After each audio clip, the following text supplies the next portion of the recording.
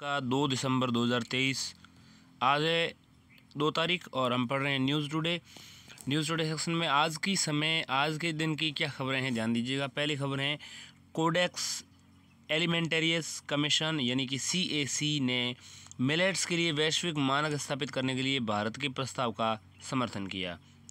तो ये codex Alimentarius commission CAC जो है उसने मिलेट्स यानी कि जो मोटे अनाज होते हैं उनके लिए वैश्विक मानक स्थापित करने के लिए जो भारत ने प्रस्ताव किया था उसका समर्थन किया है। और क्या है पूरी खबर इसको समझिए। देखिए, कोडेक्स एलिमेंटेरियस कमीशन CAC ने मिलेट्स पर वैश्विक मानकों के लिए भारत के प्रस्ताव को मंजूरी दी है। इन मानकों में रागी यानी कि फिंगर मिलेट, इसके अलावा सांवा यानी कि बर्नयार्ड मिलेट, और इसके अलावा कोदो मिलेट, इसके अलावा चीना यानी कि प्रोसो मिलेट और कुटकी यानी कि लिटिल मिलेट के मानकों के समूह के रूप में शामिल किया है। एक तो रागी को, एक सांवा को, एक कोदो मिलेट को, एक चीना को, एक कुटकी को, इन सब को जो है मानकों को इस समूह में शामिल किया है। रागी जो होती है वो है फिंगर मिलेट, इसके अलावा बर्नयार्ड मिलेट, इसके अलावा कोदो मिलेट, इसके अलावा प्रोसो मिलेट, इसके अलावा लिटिल मिलेट, ये सब जो है मिलेट्स में आती हैं। इनको भी इस बार शामिल किया है। ये समूह खाद्य सुरक्षा और मानक प्राधिकरण food security and standard authority of India ने निर्धारित किए हैं। ये मानक 15 प्रकार के मिलेट्स के लिए नमी की मात्रा, यूरिक एसिड की मात्रा जैसे 8 गुणवत्ता आधारित मानदंड निर्धारित करते हैं। मानक निर्धारण संबंधी ये पहल अंतर्राष्ट्रीय मिलेट वर्ष के आयोजन के अनुरूप हैं। भारत ने मिलेट्स के पोषण और स्वास्थ्य संबंधी गुणों के बारे में जागरूकता बढ़ाने के लिए वैश्विक मानक संबंधी प्रस्ताव प्रस्तुत किया है। मिलेट्स छोटी व गोल बीज वाली वार्षिक रूप से उगाई जाने वाली घासों के सामूहिक समूह हैं। इनमें मुख्यतः समशीतोष्ण, उपोष्ण कटिबंधीय और उष्ण कटिबंधीय क्षेत्रों के शुष्क क्षेत्रों में सीमांत भूमि पर उपजाया जाता है। इन्हें पोषक अनाज के रूप में जाना जाता है क्योंकि मानव शरीर की कार्य प्रणाली के आवश्यक अधिकतर पोषक तत्व प्रदान करते हैं। मानव शरीर की कार्य प्रणाली के लिए जो आवश्यक अधिकतर पोषक तत्व हैं वो प्रदान करते हैं। पोषक अनाज इन्हें कहा जाता है। मिलेट्स छोटी और गोल बीज वाली वार्षिक रूप से उगाई जाने वाली घासों के सामूहिक समूह को कहते हैं। मिलेट्स छोटी और गोल बीज वाली वार्षिक रूप से उगाई जाने वाली घासों के सामूहिक समूह को कहते हैं। सामूहिक समूह है। इन्हें मुख्यतः समशीतोष्ण और उपोष्ण कटिबंधीय और उष्ण कटिबंधीय, ठीक है, इन क्षेत्रों में सीमांत भूमि पर उगाया जाता है। इन्हें पोषक अनाज के रूप में जाना जाता है क्योंकि ये मानव शरीर की कार्य प्रणाली के लिए आवश्यक अधिकतर पोषक तत्व प्रदान करते हैं। बात करते हैं अगर कोडेक्स एलिमेंटेरियल कमीशन के बारे में, तो कोडेक्स एलिमेंटेरियस कमीशन CAC ये एक अंतर्राष्ट्रीय खाद्य मानक निर्धारक निकाय है। इसकी स्थापना विश्व स्वास्थ्य संगठन WHO और खाद्य एवं कृषि संगठन FAO food and agriculture organisation ने संयुक्त रूप से की है। तो एक तो FAO, FAO और WHO और FAO ने एक साथ मिलकर के इसकी स्थापना की CAC की, जिसको हम कोडेक्स एलिमेंटेरियस कमीशन कहते हैं। इसका मुख्यालय इटली जो है उसमें रोम में है। भारत सहित 189 इसके सदस्य हैं। कोडेक्स एलिमेंटेरियस कमीशन 189 जो है इसके मेंबर्स हैं, 189। इसका उद्देश्य उपभोक्ताओं के स्वास्थ्य की रक्षा करना, खाद्य पदार्थों के व्यापार में उचित व्यवहार सुनिश्चित करना। कोडेक्स एलिमेंटेरियस CAC द्वारा अपनाए गए मानकों, दिशा निर्देशों, कोडेक्स ऑफ प्रैक्टिस का एक समूह है। कोडेक्स एलिमेंटेरियस को फूड कोड भी कहा जाता है। कोडेक्स मानक स्वैच्छिक है।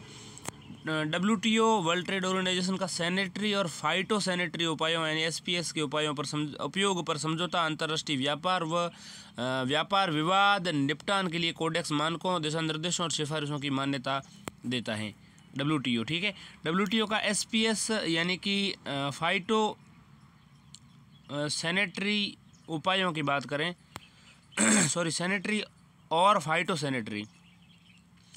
सैनिटरी एंड फाइटो सैनिटरी जो उपाय हैं, sanitary S and phyto sanitary PS, तो इन उपायों को जो WTO का सैनिटरी एंड फाइटो सैनिटरी उपाय जो SPS है वो 3 अंतर्राष्ट्रीय मानक निर्धारक संगठनों का मान्यता देता है।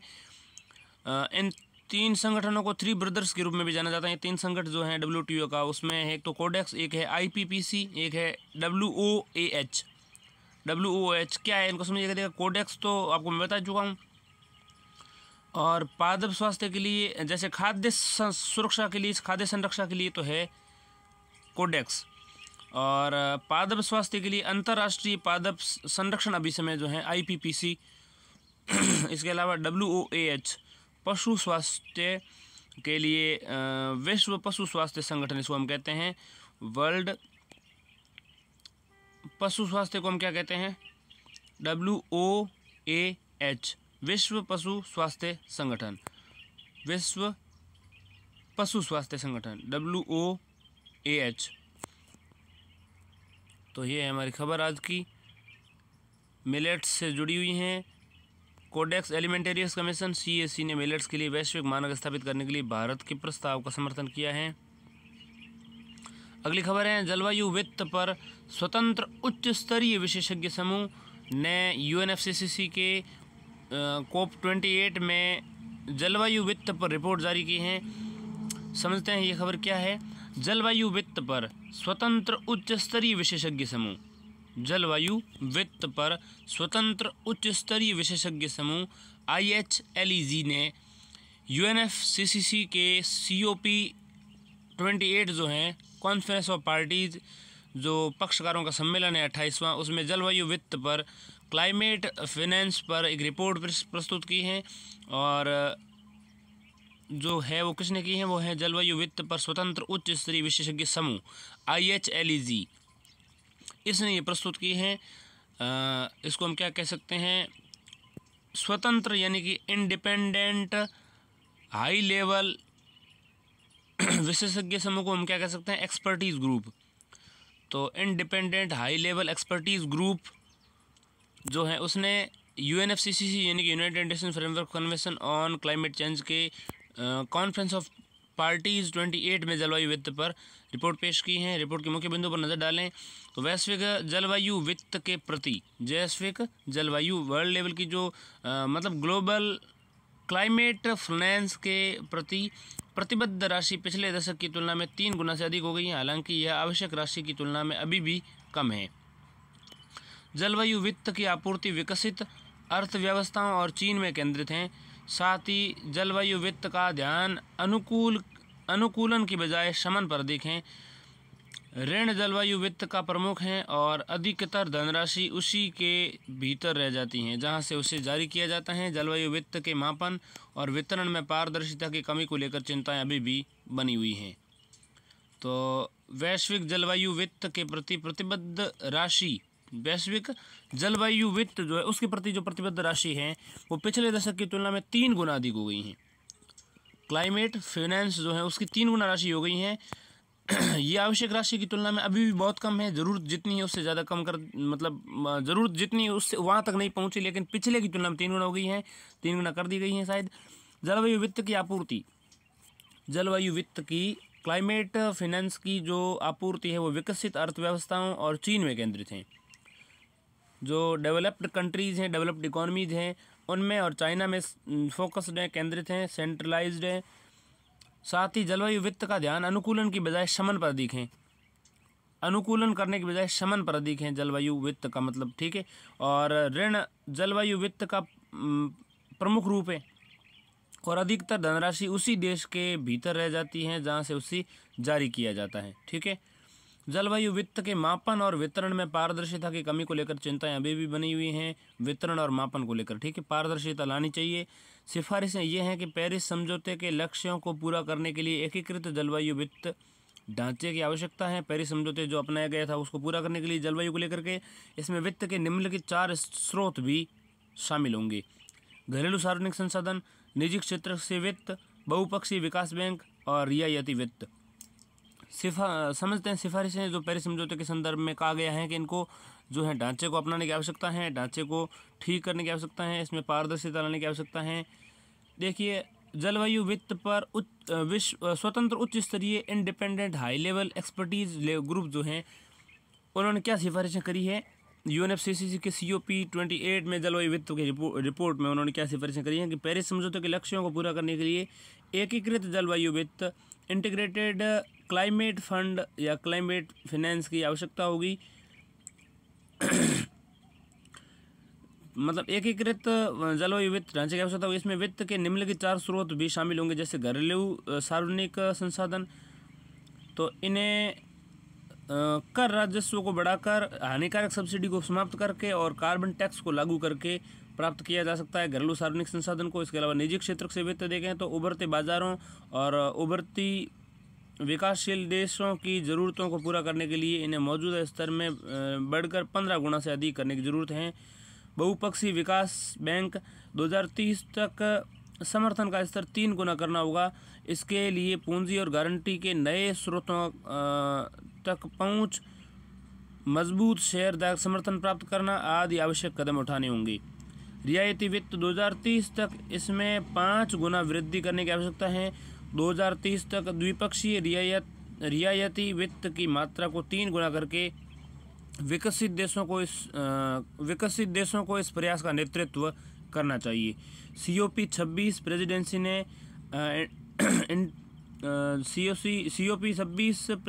ने independent high level expertise group का IHLEG का गठन किया है। IHLEG या IHLEG को UNFCCC के पेरिस समझौते के निवेश बढ़ाने के लिए निरीक्षित विकल्प तैयार करने की सिफारिशें करने का अधिकार है। अब हम अगर जाने संबंधित सुर्खियां, तो यूनाइटेड किंगडम ने ग्रीन क्लाइमेट फंड जिसको हम हरित जलवायु वित्त कह सकते हैं, हरित जलवायु वित्त में GCF में यूनाइटेड किंगडम ने 2 बिलियन अमेरिकी डॉलर के योगदान की घोषणा की है। GCF को 2010 में कैनकुन समझौते के तहत स्थापित किया गया था। ये दुनिया का सबसे बड़ा जलवायु वित्त कोष है। यह UNFCCC और पेरिस समझौते के वित्तीय तंत्र के रूप में कार्य करता है। संयुक्त अरब अमीरात ने अल्टेरा फंड 30 बिलियन अमेरिकी डॉलर की स्थापना की है।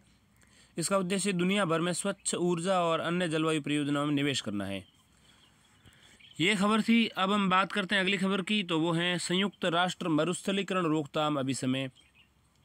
तो ये हैं United Nations convention to control desertification ने ग्लोबल ड्राउट स्नैपशॉट 2023 रिपोर्ट जारी की है। तो UNCCD ने संयुक्त राष्ट्र मरुस्थलीकरण रोकथाम अभिसमय ने जो है ग्लोबल ड्राउट स्नैपशॉट रिपोर्ट जारी की है। इस रिपोर्ट में क्या कहा गया है? संयुक्त राष्ट्र मरुस्थलीकरण रोकथाम अभिसमय United Nations convention to control desertification 1992 में रियो डी जेनेरिया जो ब्राज़ील में है एक स्थान, वहाँ पर संपन्न हुए पृथ्वी शिखर सम्मेलन में अपनाए गए 3 अभिसमय और 3 कन्वेंशंस में से एक हैं। अन्य 2 कन्वेंशंस हैं UNFCCC और एक है CBD। तो UNFCCC और CBD और UNCCD एक साथ अपनाए गए थे। UNFCCC जैसा कि आप जानते हैं संयुक्त राष्ट्र जलवायु परिवर्तन फ्रेमवर्क अभिसमय, संयुक्त राष्ट्र जलवायु परिवर्तन फ्रेमवर्क अभिसमय, और एक है CBD यानी कि संयुक्त राष्ट्र जैव विविधता अभिसमय, ठीक है, कन्वेंशन ऑन बायोडाइवर्सिटी, तो CBD। UNFCCC जता चुका हूँ और UNCCD एक तो मरुस्थलीकरण रोकथाम है, एक जलवायु परिवर्तन पर है और एक जैव विविधता पर है। तो ये तीनों अभिसमय जो है 1992 में, 1992 में रियो डी जेनेरियो में पृथ्वी शिखर सम्मेलन में अपनाए गए थे। रिपोर्ट के मुख्य बिंदुओं पर नजर डालें तो UNCCD रिपोर्ट जो ग्लोबल ड्राउट स्नैपशॉट 2023 की ग्लोबल ड्राउट स्नैपशॉट 2023 की रिपोर्ट में क्या कहा गया है? दुनिया में 1.84 बिलियन लोग सूखे से प्रभावित हैं। 1.84 लोग किससे प्रभावित हैं? सूखे से। इनमें से 85% लोग निम्न या मध्यम आय देशों में रहते हैं। 85% लोग कहाँ रहते हैं? या तो निम्न आय वाले देशों में रहते हैं या फिर मीडियम इनकम वाली कंट्रीज़ में रहते हैं। जलवायु परिवर्तन से उत्पन्न हुई आपदाओं की वजह से पुरुषों की तुलना में महिलाओं और बच्चों की मृत्यु होने की संभावना 14 गुना अधिक है। जलवायु परिवर्तन से उत्पन्न हुई आपदाओं की वजह से पुरुषों की तुलना में महिलाओं और बच्चों की मृत्यु होने की संभावना जो है 14 गुना अधिक है। बच्चे, महिला जो है जल्दी प्रभावित होते हैं क्योंकि वो जलवायु परिवर्तन से जल्दी प्रभावित होते हैं। मानव जनित कारणों से बार बार चरम स्तर का सूखा पड़ रहा है। मानव जनित कारणों से पड़ रहा है। मानव जनित कारणों में भूमि उपयोग में परिवर्तन, ग्रीन हाउस गैस उत्सर्जन और जल की खपत में वृद्धि, जल की खपत में वृद्धि। इसके अलावा इस रिपोर्ट में UNCCD यानी कि United Nations convention on climate convention on control desertification convention to control desertification, इसमें तिहरा लाभांश प्राप्त करने के लिए वैश्विक सूखा लचीलापन की आवश्यकता को रेखांकित किया। इसमें शामिल है भविष्य में होने वाले नुकसान से बचना, ठीक है, भविष्य में होने वाले नुकसान से बचना। इसके अलावा जोखिम कम करना, उत्पादकता में वृद्धि करना, नवाचार को बढ़ावा देना, कई तरह के सामाजिक और पर्यावरणीय सह लाभों को बढ़ावा देना। तो ऐसे में वैश्विक सूखा लचीलापन के लिए क्या सिफारिशें की गई हैं उसको हम समझेंगे, लेकिन उससे पहले सूखे के क्या क्या प्रभाव पड़ते हैं वो समझ लेते हैं। सूखे के प्रभाव ये हैं कि खाद्य असुरक्षा और अकाल में वृद्धि होती है, ठीक है। इसके अलावा व्यवस्था आधारित प्रवासन, विवश होकर के जो प्रवासन करते हैं लोग वो। इसके अलावा प्रजातियों की विलुप्ति, एक्सटिंक्शन जो है स्पीसीज़ के वो। इसके अलावा लंबे समय तक वनस्पति और कृषि उत्पादकता में कमी, ठीक है, लंबे समय तक, लॉन्ग टाइम तक जो वनस्पति हैं और जो कृषि उत्पादकता है, जो एग्रीकल्चर प्रोडक्शन है उसमें कमी आती है। इसके अलावा प्राथमिक ऊर्जा उत्पादन के समक्ष खतरा, प्राथमिक ऊर्जा उत्पादन जो है, प्राइमरी एनर्जी प्रोडक्शन जो है उसके समक्ष क्या होता है, खतरा उत्पन्न होता है। इसके अलावा वनों की कटाई में भी बढ़ोतरी होती है सूखे के कारण, ठीक है। अब हम वैश्विक सूखा लचीलापन के लिए सिफारिशें कौन कौन सी की गई उनको समझ लेंगे। तो भूमि पुनर्सुधार और सतत प्रबंधन पर ध्यान देने की ज़रूरत है, इसमें ऐसा कहा गया है। इसके अलावा प्रकृति के अनुकूल कृषि तकनीकों जैसे सूखा प्रतिरोधी फसलों, कुशल सिंचाई विधियों और मृदा संरक्षण आदि को अपनाने की आवश्यकता है। आपदा के लिए तैयार रहने और अग्रिम चेतावनी प्रणाली विकसित करने की ज़रूरत है। ज्ञान हस्तांतरण, संसाधन जुटाने आदि की सुविधा के लिए क्षेत्रीय पहलों को समेकित करना चाहिए। शुरू की गई पहलें देखें तो वैश्विक स्तर पर UNCCD द्वारा संचालित drought initiative, international drought resilience alliance आदि, ये जो हैं वैश्विक पहलें शुरू की गई हैं। वैश्विक स्तर पर UNCCD द्वारा संचालित एक तो है ड्राउट इनिशिएटिव, ठीक है, जैसे कि अभी मैंने बताया ऊपर। एक है इंटरनेशनल ड्राउट रेजिलियंस अलायंस, तो रेजिलियंस अलायंस एक है, इंटरनेशनल इनिशिएटिव एक है, इंटरनेशनल ड्राउट रेजिलियंस अलायंस, ये है वैश्विक स्तर पर। भारत में देखें तो भारत में राष्ट्रीय हरित भारत मिशन, इसके अलावा एक है NAPCC, तो ये है NAPCC जो है जलवायु परिवर्तन पर राष्ट्रीय कार्य योजना, national action planning on climate change. ये थी हमारी खबर। बढ़ते हैं अगली खबर की ओर, वो है वियना में आयोजित इंटरपोल की 91 यानी कि 91 जो है 91वीं महासभा की बैठक में इंटरपोल की शताब्दी वर्षगांठ मनाई गई।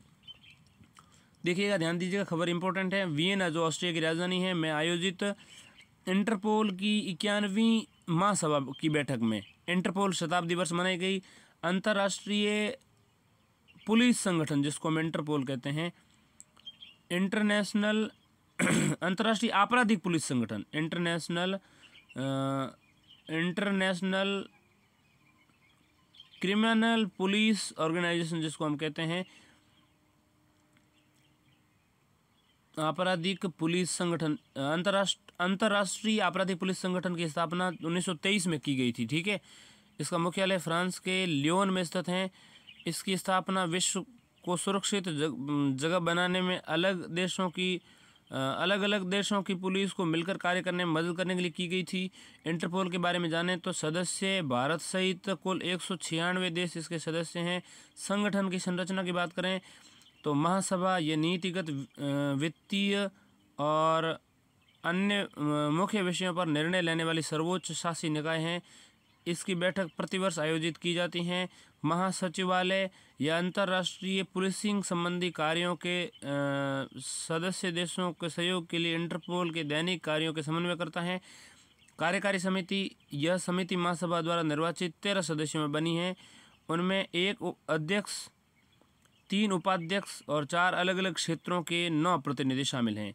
राष्ट्रीय केंद्रीय ब्यूरो NCB की बात करें तो प्रत्येक सदस्य देश में इसका एक राष्ट्रीय केंद्रीय ब्यूरो NCB होता है। उदाहरण के लिए भारत में केंद्रीय जांच ब्यूरो सीबीआई और एनसीबी की भूमिका निभाता है और ये एनसीबी इंटरपोल के सभी गतिविधियों के समन्वय करती हैं। ठीक है, तो इस संगठन की 196 देश इसके सदस्य हैं। 1923 में इसकी स्थापना हुई थी।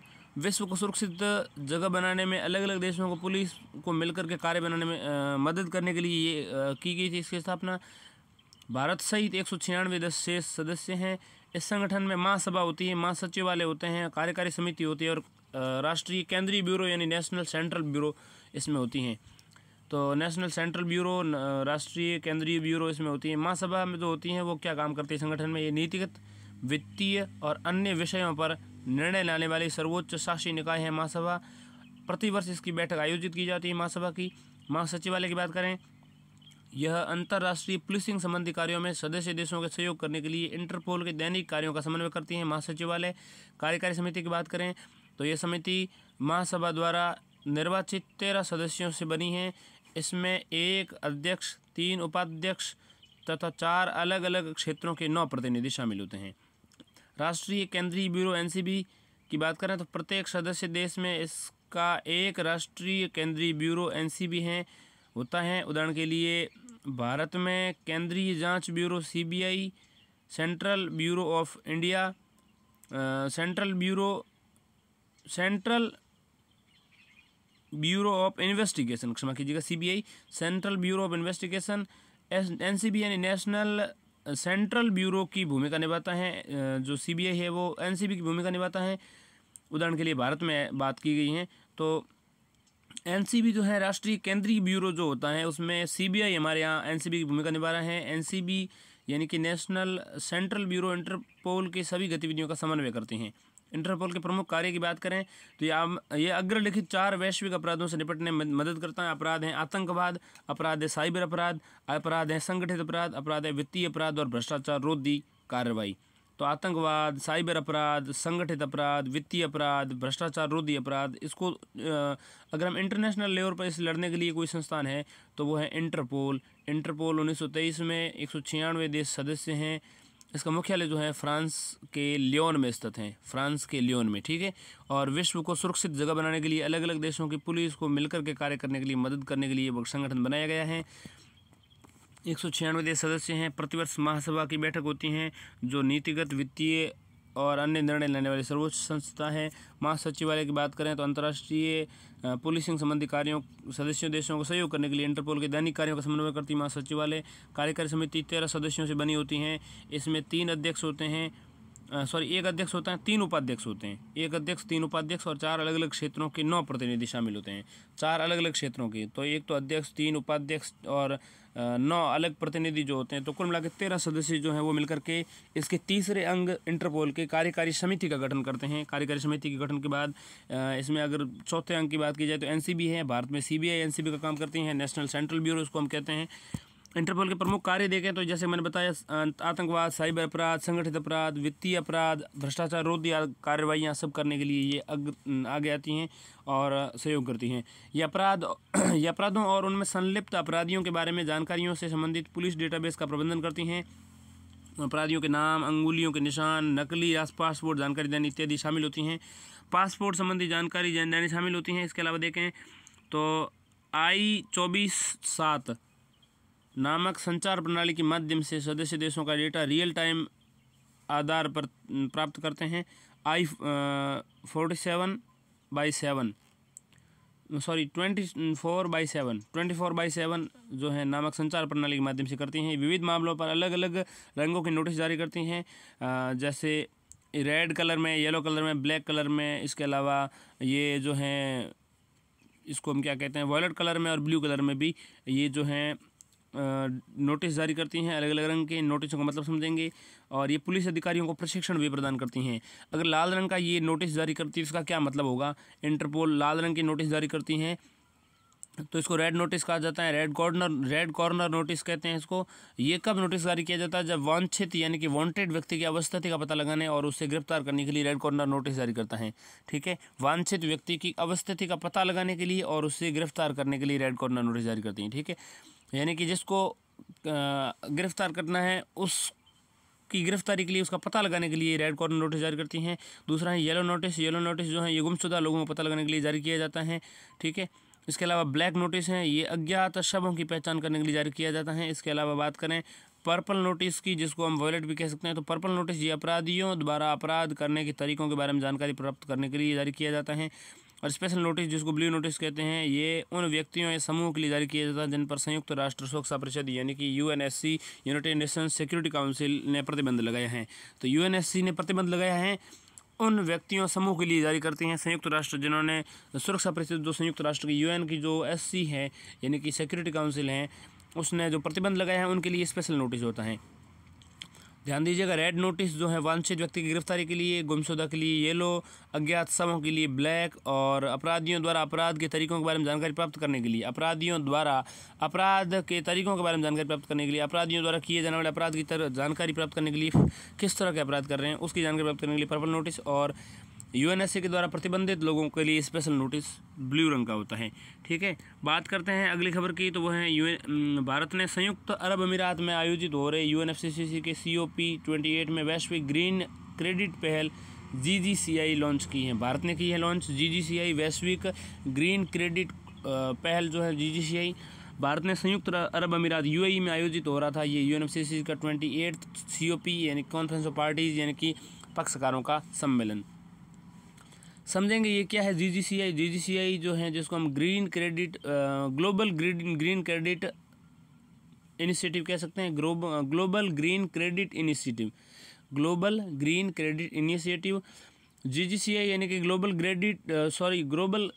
ग्रीन क्रेडिट इनिशिएटिव संवाद, सहयोग और नवीन पर्यावरणीय कार्यक्रम और साधनों के आदान प्रदान के लिए अंतर्राष्ट्रीय मंच के रूप में कार्य करेगा GGCI। भारत ने इसकी पहल जो है अभी की है यूएनएफसीसीसी यानी कि United nation framework convention on climate change 28th जो कॉन्फ्रेंस ऑफ पार्टीज़ हैं, जो UAE यानी कि संयुक्त यूनाइटेड अरब अमीरात में जो है आयोजित की गई हैं, वहाँ पर इन्होंने ये पहल शुरू की है, इनिशिएटिव शुरू किया है ग्लोबल ग्रीन क्रेडिट इनिशिएटिव।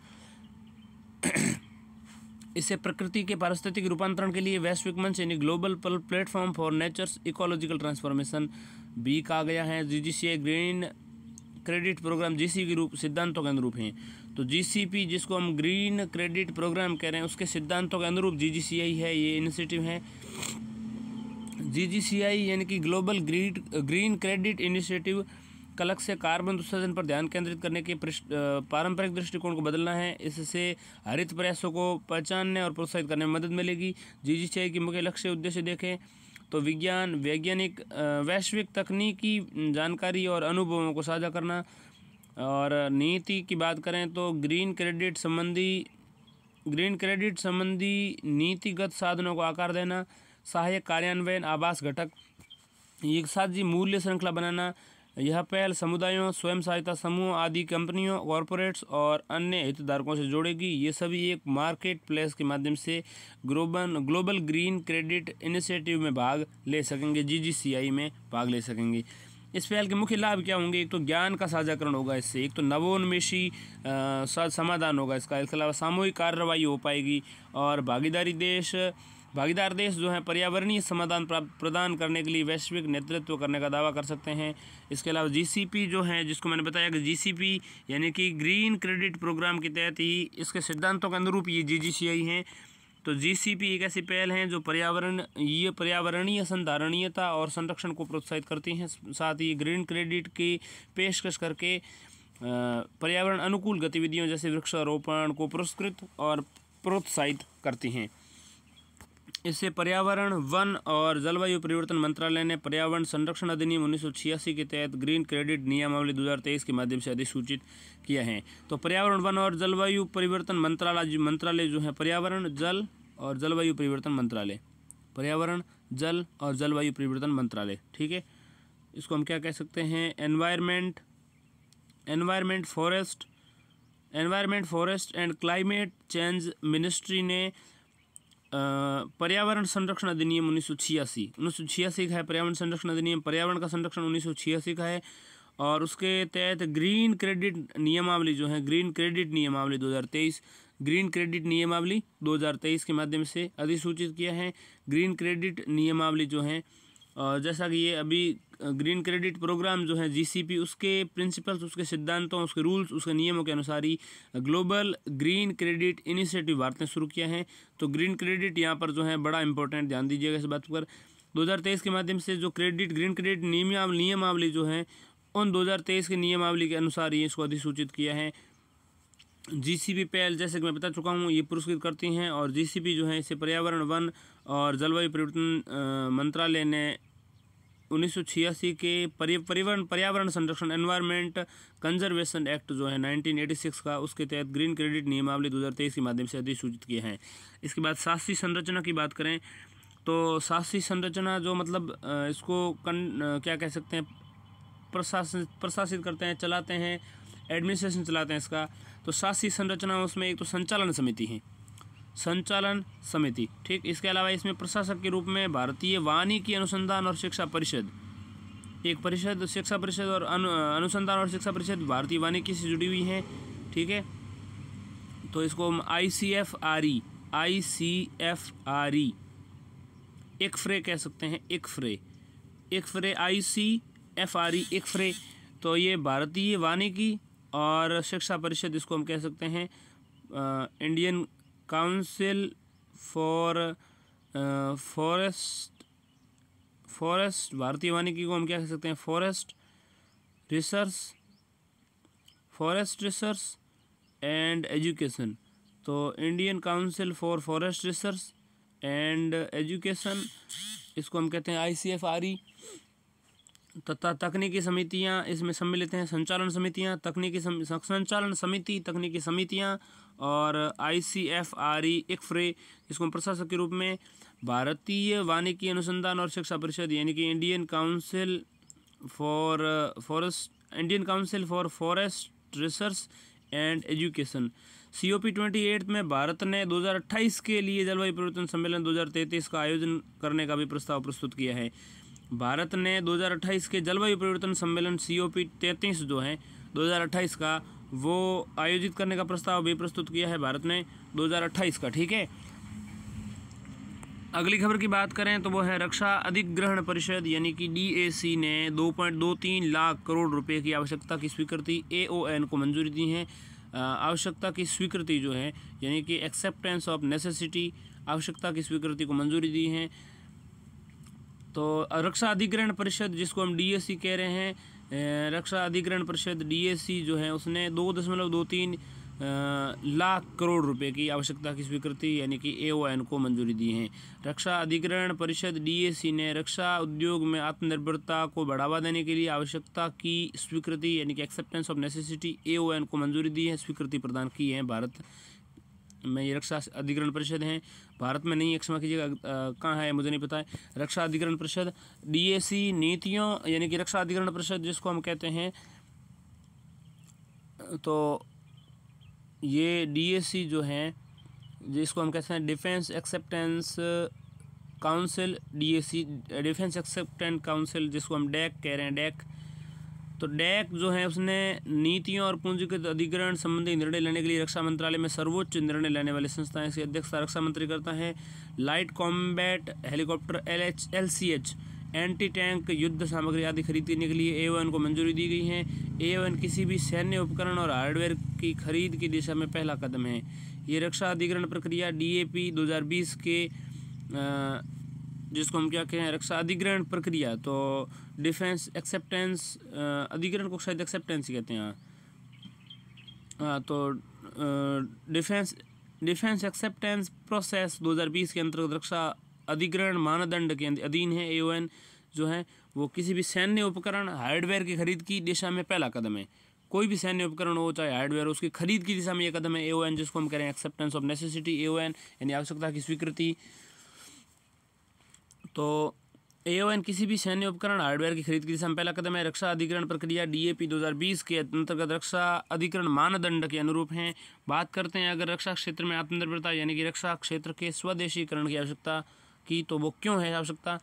तो आवश्यकता इसलिए है स्वायत्तता के लिए, एक स्वायत्तता के अलावा आयात पर निर्भरता कम करने के लिए, ठीक है। स्वायत्तता के लिए ये भू राजनीतिक मुद्दों पर स्वायत्त निर्णय लेने में मदद करती हैं।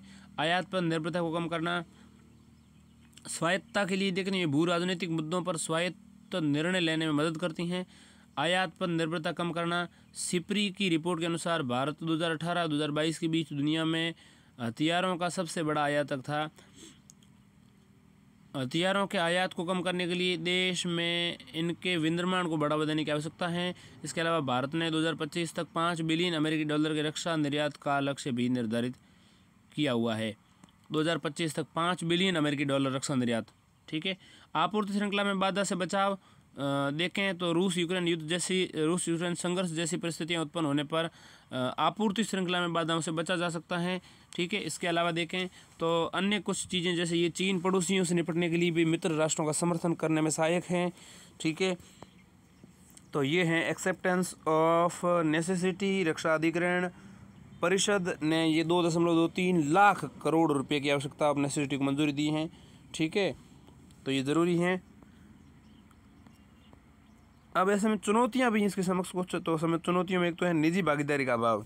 देश में कुल रक्षा उत्पादन में निजी क्षेत्र की हिस्सेदारी केवल 19% ये है।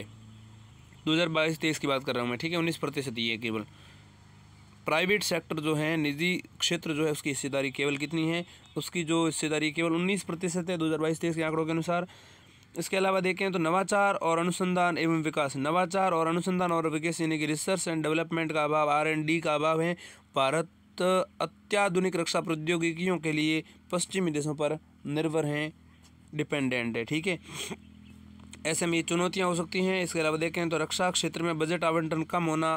भारत रक्षा अनुसंधान एवं विकास पर रक्षा अनुसंधान एवं विकास पर, रिसर्च एंड डेवलपमेंट पर GDP का 1% से भी कम खर्च करता है। ये अमेरिका और चीन जैसे देशों से काफ़ी कम है। इसके अलावा रक्षा क्षेत्र के हितधारकों के बीच तालमेल का भी अभाव है। ये भी एक चुनौती हो सकती है। ऐसे में अब क्या किया जा सकता है उसको हमें समझना चाहिए। अब हमें समझना चाहिए रक्षा क्षेत्र में आत्मनिर्भरता से संबंधित पहलें कौन सी हैं। तो रक्षा क्षेत्र में जो है आत्मनिर्भर जिसको हम कहते हैं, उससे जुड़ी पहलें एक तो DAP 2020 बनाई गई हैं, जिसको हम क्या कह रहे हैं, डिफेंस एक्सेप्टेंस पॉलिसी।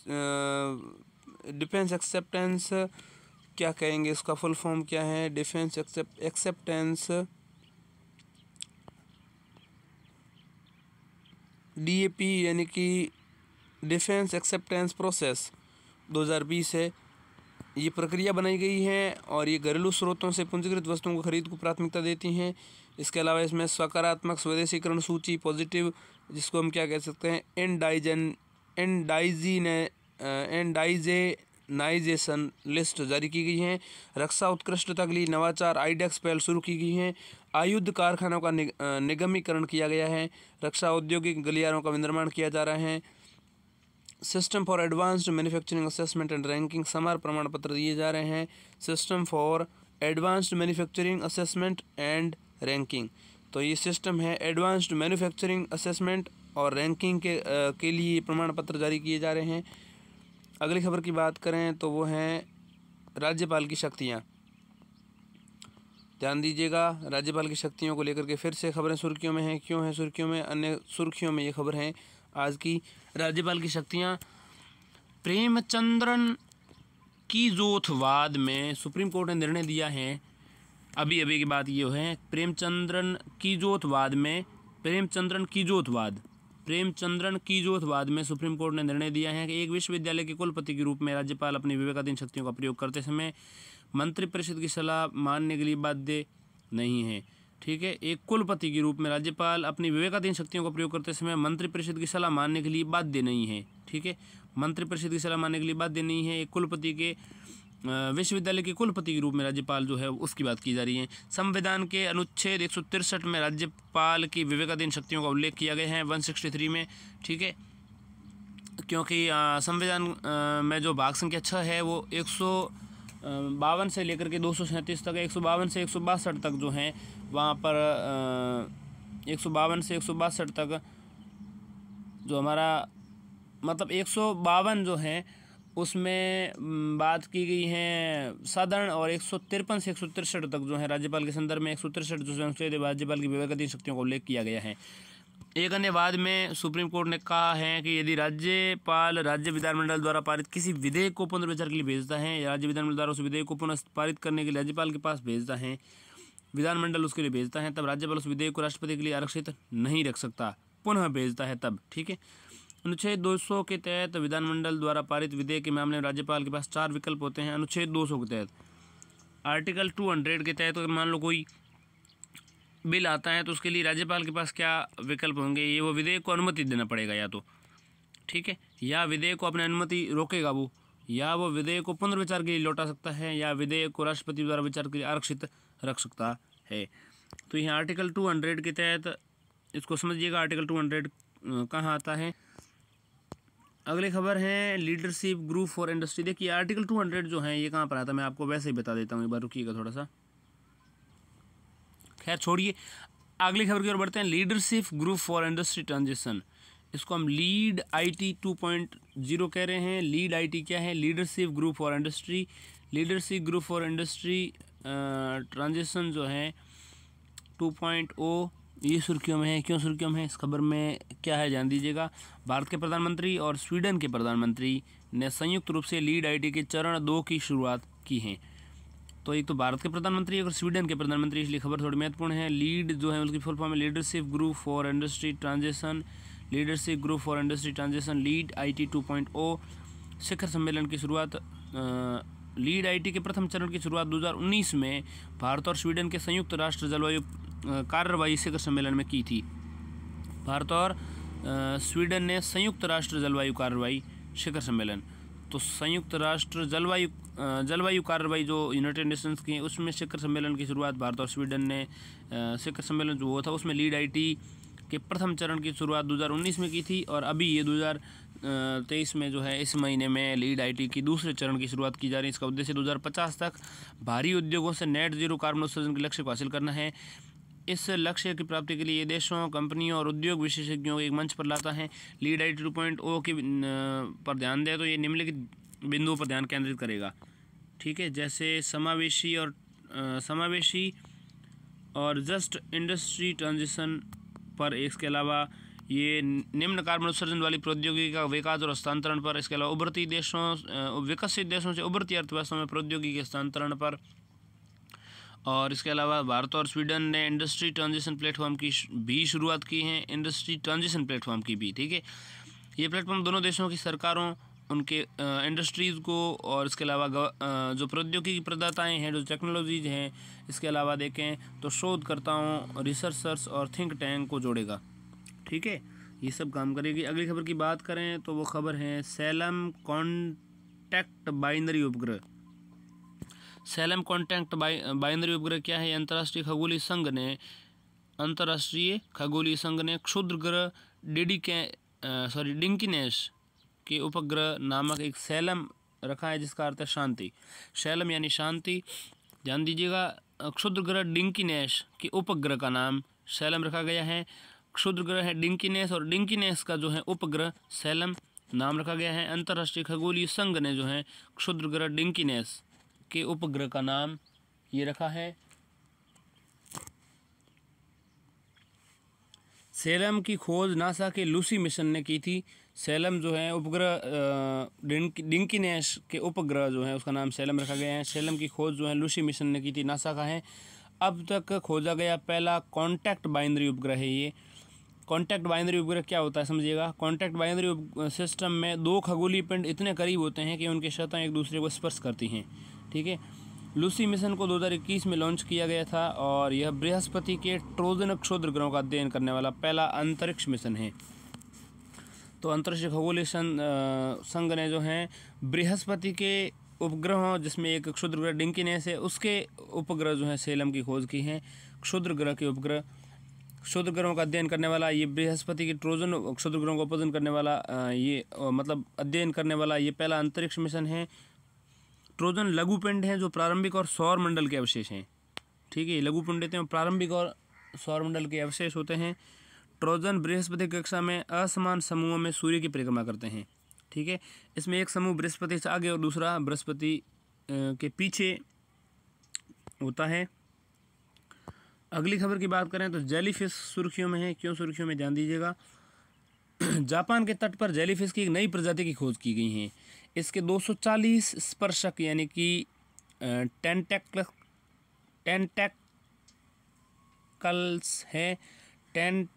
हैं। तो टेंटेकल्स इसके 240 स्पर्शक हैं। इसे सेंट जॉर्डिया पगेसी नाम दिया गया है। जापान के तट पर जेलीफिश की नई प्रजाति की खोज की है। 240 स्पर्शक हैं, टेंटेकल्स है। सेंट जॉर्डिया पगेसी नाम दिया गया। इसकी सबसे अनूठी विशेषता चमकदार लाल रंग, क्रॉस आकार का पेट। जेलीफिश के बारे में जाने तो जेलीफिश अकशेरुकी बिना हड्डी वाले जीवों जो होते हैं उनको अकशेरुकी कहते हैं। जेलीफिश अकशेरुकी और फाइलम निडारिया से संबंधित है। निडेरिया से संबंधित है ये। इनके मस्तिष्क, हृदय और आंखें नहीं होती हैं। वे डेट्रीटिवॉर्ड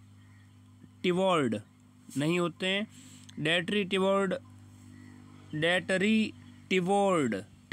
डेट्रीटिवोर्स नहीं होते हैं। मछली, झींगा, केकड़े आदि खाते हैं। ठीक है। डेट्रीटिवोर्स यानी कि ऐसे जीव जो विघटित पदार्थों पर जीवित रहते हैं, जैसे केंचुआ, वैसे नहीं है ये।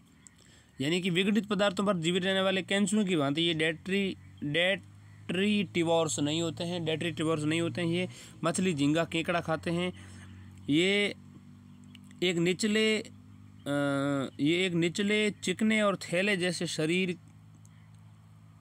और छोटी और डंसने वाली कोशिकाओं से युक्त स्पर्शकों से बने होते हैं। ये पारदर्शी और रंगीन हो सकते हैं। ये जैव संदीप्त यानी कि बायोल्यूमिनेसेंट हो सकते हैं। ठीक है। तो ये एक जेलीफिश की नई प्रजाति जापान में खोजी गई है। जेलीफिश की नई प्रजाति 240 इसके टेंटेकल्स यानी कि स्पर्शक हैं। नाम इसका है सेंट जॉर्डिया पगेसी। चमकदार रंग, लाल क्रॉस आकार का पेट है। अकशेरुकी जीव होते हैं। फाइलम निडारिया से संबंधित होते हैं जेलीफिश, ध्यान दीजिएगा। इसके अलावा ये डेट्रीटिवोर्स नहीं होते हैं। मछली, झींगा, केकड़े खाते हैं। डेट्रीटिवोर्स यानी कि विघटित पदार्थों, केंचुओं की भांति जीवित रहने वाले पदार्थों की भांति नहीं होते हैं। पारदर्शी या रंगीन होते हैं ये। ठीक है। और ये चिकने, थैले व डंसने वाली कोशिकाओं से युक्त होते हैं और जैव संदीप्त हो सकते हैं यानी कि बायोल्यूमिनेसेंट हो सकते हैं। ठीक है।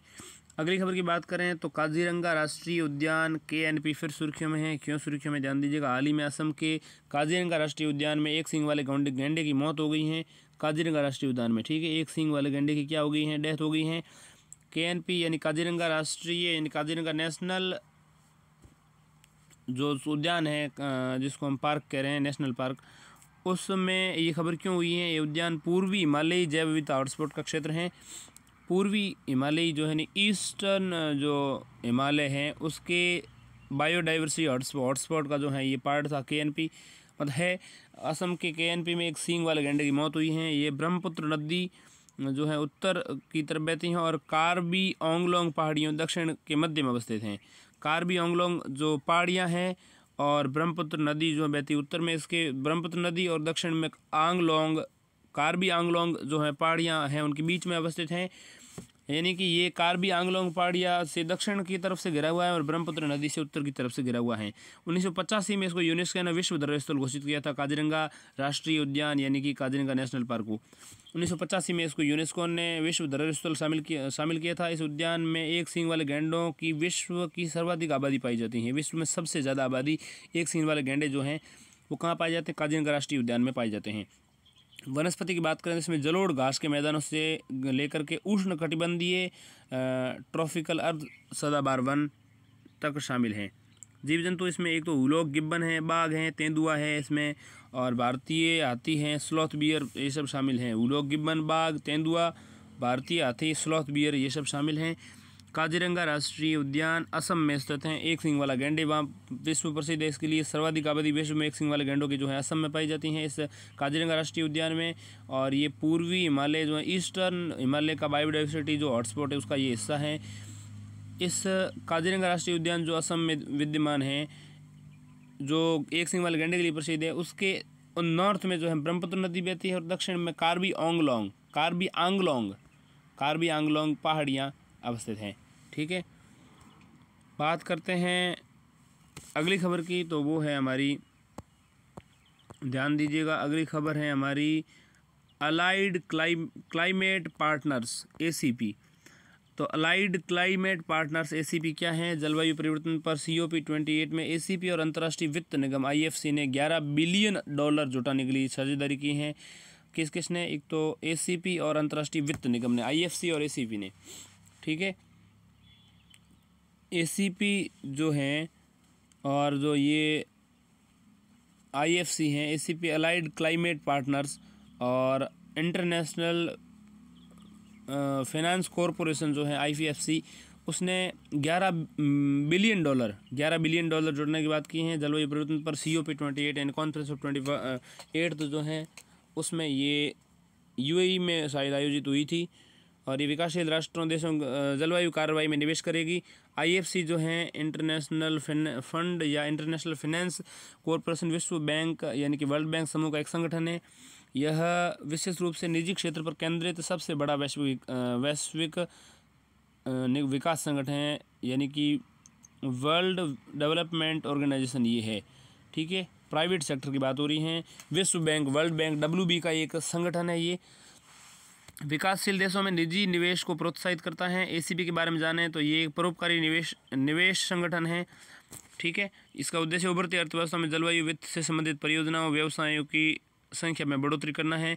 ACP यानी कि अलाइड क्लाइमेट पार्टनर्स और IFC यानी कि इंटरनेशनल फाइनेंस कॉरपोरेशन, इन्होंने मिलकर के $11 बिलियन जुटाने की घोषणा की है, ठीक है। जलवायु परिवर्तन पर ये COP28 में इसमें की गई है। ACP जैसे मैं बता चुका हूँ, ये परोपकारी निवेशक संगठन है। जलवायु से संबंधित परियोजनाओं और व्यवसायों की संख्या में बढ़ोतरी करना है।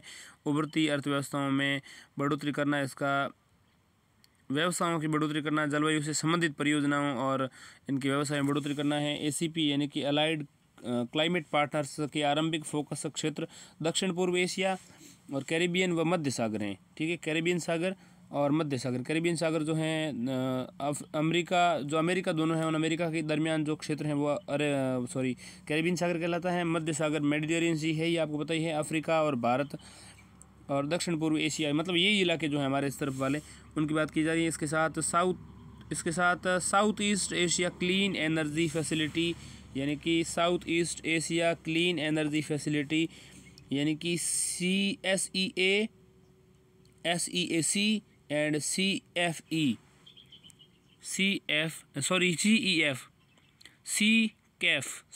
इसको कह सकते हैं। South east Asia clean energy facility, south east Asia clean energy facility की स्थापना की बात की है। अगले खबर की बात करें तो वो हैं एंथ्रोबोट्स। वैज्ञानिकों ने एंथ्रोबोट्स विकसित किए हैं। एंथ्रोबोट्स क्या हैं? एंथ्रोबोट्स के बारे में जाने तो मानव कोशिकाओं से बने छोटे रोबोट हैं, ठीक है। ये क्षतिग्रस्त तंत्रिका ऊतक की मरम्मत करने में सक्षम है। इन्हें आनुवंशिक संशोधनों के बिना वयस्क मानव कोशिकाओं से बनाया जा सकता है।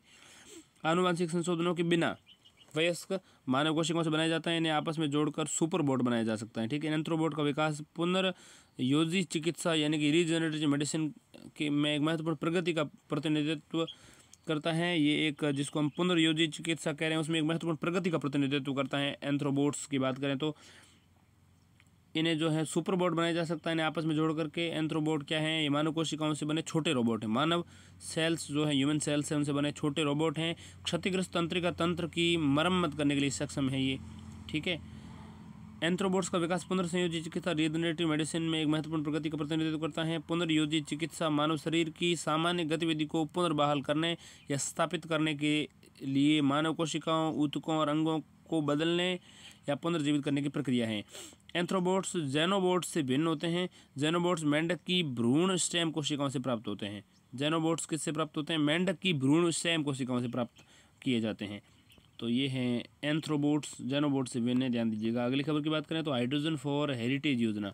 भारत ने हाइड्रोजन फॉर हेरिटेज योजना के कार्यान्वयन के लिए हाइड्रोजन ट्रेनों के निर्माण हेतु वैश्विक कंपनियों को आमंत्रित करने हेतु प्रस्ताव प्रस्तुत किया है। घोषणा केंद्रीय बजट 2023-24 में की गई थी इस योजना की, जिसको हम हाइड्रोजन फॉर हेरिटेज कह रहे हैं। हाइड्रोजन ट्रेनों के निर्माण हेतु वैश्विक कंपनियों को आमंत्रित करने की बात हो रही है। हाइड्रोजन फॉर हेरिटेज योजना केंद्रीय बजट 2023-24 में इसकी घोषणा की। इसके तहत भारतीय रेलवे, इंडियन रेलवे जो है उसने 35 हाइड्रोजन ट्रेन चलाने का लक्ष्य निर्धारित किया है। इसके अलावा भारतीय रेलवे मौजूदा diesel electric multiple unit DEMU जिसको हम कह रहे हैं डीजल इलेक्ट्रिक मल्टीपल यूनिट में हाइड्रोजन फ्यूल सेल का फिटमेंट करेगी। ठीक है, हाइड्रोजन फ्यूल सेल बिजली का उत्पादन करने और हाइड्रोजन की रासायनिक ऊर्जा का उपयोग करते हैं। इसके अलावा देखें तो इससे हरित परिवहन प्रौद्योगिकी को बढ़ावा मिलेगा, साथ ही शून्य कार्बन उत्सर्जन लक्ष्यों की प्राप्ति में भी मदद मिलेगी। तो ये है हाइड्रोजन फॉर हेरिटेज योजना। हाइड्रोजन फॉर हेरिटेज हाइड्रोजन ट्रेनों के विनिर्माण हेतु वैश्विक कंपनियों को आमंत्रित करने के लिए भारत ने कार्यान्वयन योजना को शुरुआत की है। हाइड्रोजन फॉर हेरिटेज योजना जो है इसलिए शुरू की गई है 2023-24 में घोषणा की गई थी। इंडियन रेलवे IR जो है उसने 35 हाइड्रोजन ट्रेनों को चलाने का लक्ष्य निर्धारित किया है। और ये जो है डीजल इलेक्ट्रिक मल्टीपल यूनिट में हाइड्रोजन फ्यूल को रेट्रोफिटमेंट करेगी। ठीक है, अगली खबर की बात करें तो वो है राजधानी वेनेजुएला जो है वेनेजुएला की राजधानी कराकस वेनेजुएला सुर्खियों में क्यों है। वेनेजुएला पर अमेरिकी प्रतिबंधों में ढील के बाद भारत 3 साल बाद इस देश में तेल का आयात फिर से शुरू करने को तैयार है। वेनेजुएला पर अमेरिकी प्रतिबंधों में ढील मिली, उसके बाद में 3 साल बाद देश से तेल का आयात जो है फिर से शुरू करने के लिए तैयार है वेनेजुएला से। ठीक है, भौगोलिक अवस्थिति की बात करें तो यह दक्षिण अमेरिका के उत्तरी छोर में स्थित हैं। पहले मैं आपको वेनेजुएला की स्थिति बता देता हूँ। देखिए, ये है कैरिबियन सी के जस्ट टच में वाला ये बॉर्डर है। पनामा के इधर जस्ट टच में है। जैसे जैसे हमने पढ़ा भाई साउथ अमेरिका, तो उसमें सबसे पहले हमने पढ़ा फ्रेंच गुयाना जो है उसकी राजधानी क्या है। फ्रेंच गुयाना की राजधानी मैं अभी नहीं याद कर पा रहा हूँ। इसके अलावा बाद में हमने सूरीनेम पढ़ा, फिर गुयाना पढ़ा। ठीक है, फिर हमने उसके बाद वेनेजुएला पढ़ा, वेनेजुएला की राजधानी कराकस होगी। ठीक है, और कोलंबियो, ठीक है, कोलंबियो, फिर इक्वाडोर, फिर ब्राज़ील की ब्राज़ीलिया हो जाएगी। ठीक है, और इक्वाडोर की क्विटो हो जाएगी। कोलंबियो की मुझे अभी याद नहीं आ रही है। वेनेजुएला की कराकस हो गई। और फ्रेंच गुयाना में जो है जैसे कि मैंने बताया कोरो नाम का एक स्टेशन है जो सैटेलाइट लॉन्चिंग स्टेशन है। और ये जो गुयाना का पड़ोसी है और कोलंबिया का पड़ोसी, इधर से ब्राज़ील का पड़ोसी है। तो 3 देशों से बॉर्डर बनाता है वेनेजुएला, गुयाना, ब्राज़ील और कोलंबिया से। ठीक है, इसमें नीचे की तरफ चिली और इधर जो है नीचे की तरफ अर्जेंटीना, ब्यूनस आयर्स जिसकी राजधानी है वो है, और इधर ये देश बहुत सारे हैं। तो इन देशों के बारे में जानना चाहिए। इधर ये इसकी सीमा जो लगती है ध्यान दीजिएगा, ये बड़े इंपॉर्टेंट हो गया कि कोलंबियो ऐसा देश है जिसकी सीमा जो है दोनों देशों से लगेगी।